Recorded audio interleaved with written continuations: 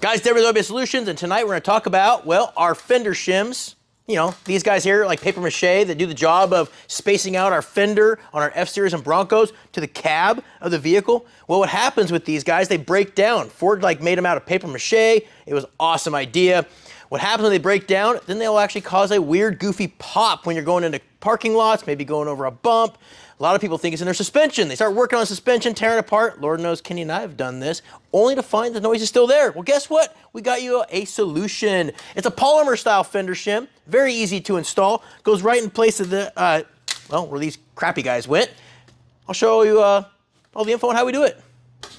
All right, guys, first thing I'm gonna do, it's pretty damn simple. The two 8mm bolts with 13mm heads, I'm gonna knock these guys out of there. Now, if you're rocking one of our hood strut kits, which you should because they're rad, I'll just pop the clip off here, use actually a support, and get that out of my way when I'm working on it.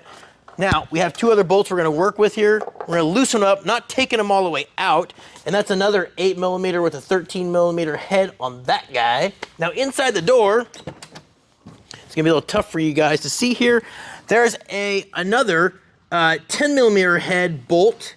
This guy right, where are you at here, you little butthole? Where's that, Kenny? Can you see it? Low. Oh! I seen it. Oh, there we go. Right there. You see it? Yep. Okay, you want to loosen that one up as well. Now, when you loosen that up, make sure your fender doesn't move a lot.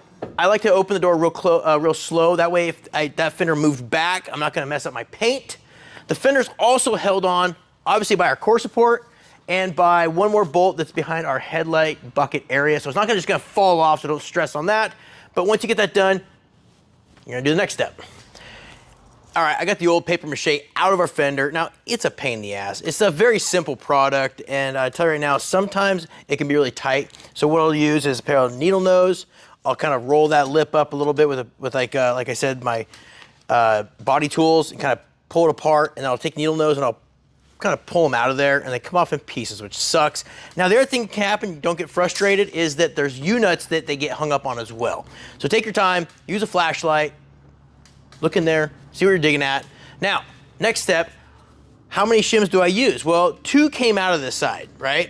But they're all crunched down. Our shims are a little bit bigger. We send you with 5. You're like, why 5? Well, because I've had trucks that have been in have body damage. Fenders might have been manipulated or messed up, or the cab's all twisted up. Sometimes, most time, it's either 1 or 2 per side. But I've had them, like I said, where you had to put 3 in there because it's had body damage. So I send you with 5. And real easy to install. I usually will start with the front. I'll take it, kind of get that guy in the front, I'll pivot it around, line up my holes, and then throw the bolts in there. If I do need more, then I'll kind of start with the front again, throw another one in there if it's not tight enough, do the same thing, roll it around there, throw the bolts in, kind of walk it in.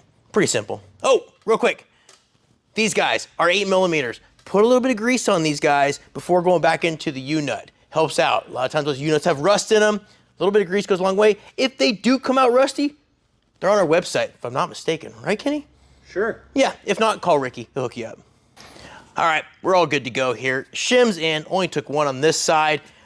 One thing I do want to remind you guys, make sure your body lines are all lined up. Make sure your door, before you tighten anything down, open your door real slow. Make sure it doesn't bind on your fender. If everything's good to go, snug all your bolts up. You might have a couple extra. So you know what, Kenny? We're gonna go over to Denny's. We're gonna shim those tables that are all wonky and help people out. Thanks everyone for watching our video. I hope this helps you guys. If you have any questions or if we can help you with other videos, please let us know.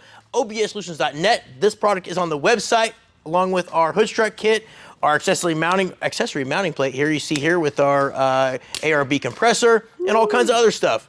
Thanks guys.